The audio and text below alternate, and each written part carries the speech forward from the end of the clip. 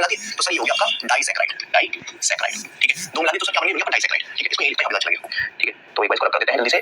तो देखो मैंने बोला भाई ये आपका डाइसैकेराइड, ठीक है। चलो जी, ठीक है, ठीक है, इतनी बात समझ में आ गई। ठीक है सर, एक है सिंपल मोनोसैकेराइड, दो आपस में कंबाइन करके डाइसैकेराइड। तो इस एक से ही दो बने, ठीक है। अब ये जो एक है ये ग्लूकोज भी हो सकता है, ये जो एक है फ्रक्टोज भी हो सकता है, ग्लूकोज भी हो सकता है। लेकिन अगर ये एक जो है, अगर ये जो एक है आपस में कंबाइन होंगे तो क्या होगा? मतलब कि अगर मैं आपसे बोलूं काम करो भाई, एक ग्लूकोज ले लो, ठीक है, एक ग्लूकोज ले लो, दो में क्या बनेंगे? ये बनेंगे आपका माल्टोज, ठीक है। ठीक है, डाइसैकेराइड है, डाइ मतलब दो, सैकेराइड मतलब शुगर मॉलिक्यूल। एक काम करो, मैं इसको जी लिखता हूं, जी और जी। एक काम करो भाई, एक ग्लूकोज ले लो, ठीक है। और गाइस एक काम करो, एक आपका ग्लूकोज एक लैक्टोज ले लो, इसको मैं जी लिख देता हूं। तो क्या बनेगा? ये आपको बनेगा लैक्टोज। लैक्टोज होती है आपकी मिल्क शुगर, जो मिल्क के अंदर शुगर होती है ना, मिल्क के अंदर जो दूध आपके शुगर होती है, नेचुरल शुगर होती है लैक्टोज। ये लैक्टोज मत भूलना बस, आगे समझ में आएगा मैं क्यों बोल रहा हूं, इसको भूलना मत। अब एक काम करो गाइस, एक काम करो, आप एक काम करो, ग्लूकोज प्लस फ्रक्टोज कर दो, क्या बनेगा पता है? सुक्रोज। सुक्रोज मतलब जानते हो?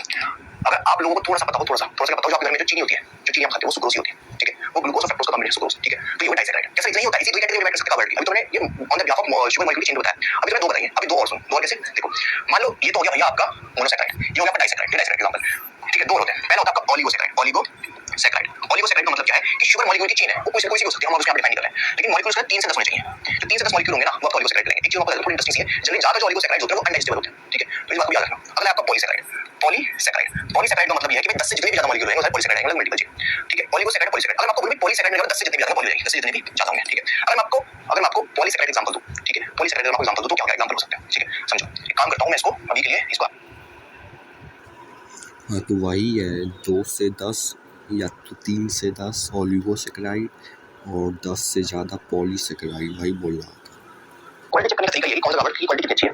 क्वालिटी वैसे चेक करने का देखो वैसे तो सिंपल सा मैं बताऊं ना, एक होता है बहुत सिंपल सा होता है कि कोई फूड आप खा रहे हो उसकी कितनी अच्छी बायोअवेलेबिलिटी है, आपकी बॉडी को कितने अच्छे डाइजेस्ट एब्जॉर्ब कर पा रही है, ये होता है यूज कर पा रही है। लेकिन जो समझ वाली बात है कार्बोहाइड्रेट के अंदर हम जो कार्बोहाइड्रेट क्वालिटी ना दो चीज से डिफाइन करते हैं, एक तो ग्लाइसेमिक इंडेक्स, ठीक है, और एक होता है आपका ग्लाइसेमिक लोड। देखो शायद ये आपको नहीं बताऊं, बहुत आराम समझ में आएगा। ग्लाइसेमिक इंडेक्स एक तरीके से एक चार्ट है जिसमें बहुत सारे फूड को एक रैंक दी गई है, ठीक है, एक नंबर दिया गया है, ठीक है। तो ये समझना इसका मतलब क्या होता है कि जिस फूड का ग्लाइसेमिक इंडेक्स जितना अच्छा होगा, ठीक है, उसकी रेटिंग। इसका समझो जिस फूड का ग्लाइसेमिक इंडेक्स जितना ज्यादा हाई होगा उसका उतना ज्यादा नंबर होगा। मतलब ऐसा समझो, जैसे मैंने फूड खाया, ठीक है, मान लेते हैं मैंने खाया व्हाइट ब्रेड ली, मैंने व्हाइट ब्रेड खाई तो व्हाइट ब्रेड में बॉडी में पॉल्यूशन डाइजेस्ट एब्जॉर्ब होगी तो मेरा ब्लड शुगर लेवल बहुत तेजी से बढ़ेगी, ठीक है, बहुत तेजी से बढ़ेगी। तो उसका ग्लाइसेमिक इंडेक्स ज्यादा है तो उसका नंबर उतना ज्यादा होगा, ठीक है। मतलब वो जो चार्ट है उसमें ज्यादा हाई नंबर पाएगा।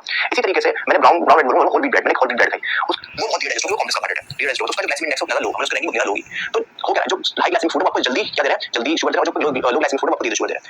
एक्चुअली ग्लाइसेमिक इंडेक्स की क्वालिटी, जो एक्सटर्नल कार्बोहाइड्रेट क्वालिटी हम ग्लाइसेमिक इंडेक्स से अच्छे से पता लगा सकते हैं, क्योंकि मैं आपको क्या बताऊं, simple carbohydrate complex carbohydrate simple सा किस तरह से कंज्यूम कर रहे हैं। लेकिन जो आपका ग्लाइसेमिक लोड है ये चीज बताता है, ग्लाइसेमिक लोड बताता है कि भाई आप जो न्यूट्रिएंट खा रहे हो आपको पर सर्विंग के अंदर वो कितना आपको लोड दे रहा है, कितना कैलोरीज दे रहा है, वो है। जैसे इसका सिंपल सा आप समझो, मतलब होता है glycemic index. Imagine this. You are a simple सा आप समझो मतलब होता है glycemic index divided by I think 100 इसका फॉर्मूला होता है। अगर मैं गलती करूं बोर्ड पर दिख जाएगा। तो इसको मैं डाइट वाला फ्रेंड्स नो फॉर डिग्री बताऊंगा। तो मान लेते हैं कि एग्जांपल के तौर पे आपने कोई फूड रखा, ठीक है, कोई पर्टिकुलर फूड हो सकता है, आपने उसको ग्लाइसेमिक इंडेक्स ऊपर रखा, ग्लाइसेमिक लोड आपने उसको नीचे रखा, सॉरी नीचे उसकी सर्विंग साइज, नीचे सर्विंग साइज 100 ग्राम की सर्विंग साइज मान ली। दो फूड रखे हमने, दो फूड लिए, दोनों फूड का हमने अलग अलग टेंपरेचर निकाली, पहले उन दोनों फूड के ऊपर लिखे उनके ग्लाइसेमिक इंडेक्स क्या है, और नीचे ग्लाइसेमिक उनका नीचे लिखा होगा हमने, क्या लिखा होगा नीचे हमने कितना ग्राम पर सर्विंग उसकी। तो जब हम उसको कैलकुलेट करें तो हमें निकला ग्लाइसेमिक लोड। मतलब कि अगर मान लो आप इसको थोड़ा सा और इजी वे में समझो, अगर दो फूड का कंपैरिजन करो जिनका ग्लाइसेमिक इंडेक्स ऑलमोस्ट सेम है, एक ग्लाइसेमिक लोड डिफरेंट है, तो जिसका ग्लाइसेमिक लोड ज्यादा होगा इसका मतलब ज्यादा हार्मफुल है, ठीक है। मान लो दो फूड इसका ग्लाइसेमिक इंडेक्स सेम है, दोनों सेम ग्लाइसेमिक इंडेक्स है, मतलब 6 दोनों सेम है अभी के लिए, लेकिन उनका जो सर्विंग साइज के अकॉर्डिंग जो ग्लाइसेमिक लोड निकल के आ रहा है वो एक का ज्यादा एक का कम है, ठीक है। आपको इमेज दिख रही होगा, इमेज में आप एग्जांपल समझ जाओगे। तो इसका मतलब क्या है? इसका मतलब ये है कि जिसका ग्लाइसेमिक लोड ज्यादा है ना वो ज्यादा हार्मफुल है, इसका ग्लाइसेमिक लोड कम ज्यादा बढ़िया है। मतलब कि दोनों ही फास्ट डाइजेस्ट होकर फास्ट एब्जॉर्ब हो रहे हैं, बट दोनों के सर्विंग साइज के अंदर कैलोरीज ज्यादा मिल रही है, एक से कम मिल रही है, ठीक है। तो इसलिए आपने देखो वाटरमेलन जो होता है, वाटरमेलन जो उसका जो सर्विंग साइज है ना, मतलब उसका सर्विंग साइज मान 100 ग्राम है, तो 100 ग्राम का आपको भाई बहुत सिंपल फॉर्म शुगर मिलेगा, उसका ग्लाइसेमिक इंडेक्स बहुत ज्यादा हाई है, वो बहुत जल्दी आपका ब्लड शुगर लेवल बढ़ाएगा। लेकिन उसका जो ग्लाइसेमिक लोड है, मतलब उससे जो कैलोरीज मिल रही है शुगर में बहुत कम मिल रही है, मिल तो रही है बहुत, 30% शुगर इंक्रीज भी कर रही है लेकिन बहुत कम अमाउंट में, मतलब बहुत ज्यादा नहीं मिल रही है। इसलिए लोग सजेस्ट करते हैं कि आपको फैट लॉस है तो फैट लॉस के दौरान पर अपना आपको वाटरमेलन कंज्यूम करिए। वाटरमेलन क्या करेगा, आपको ऐसा फील करेगा कि पेट भर चुका है, पानी ज्यादा होता है, ठीक है, तो उसमें कैलोरीज बहुत ज्यादा कम होती है, भले उसका ग्लाइसेमिक इंडेक्स ज्यादा है बट उसमें कैलोरीज कम है, ठीक है। लेकिन कल को डायबिटीज है, डायबिटिक पेशेंट है, तो उसके केस के अंदर वाटरमेलन अच्छा ऑप्शन नहीं है, क्योंकि वाटरमेलन क्या करेगा, वाटरमेलन उसका बहुत जल्दी ब्लड शुगर इंक्रीज करेगा, जो कि प्रॉब्लम है, ठीक है। क्योंकि हमें जो समझना है यही है। अभी जो नेक्स्ट टॉपिक है कार्बोहाइड्रेट रेगुलेशन, उसमें आपको समझना है।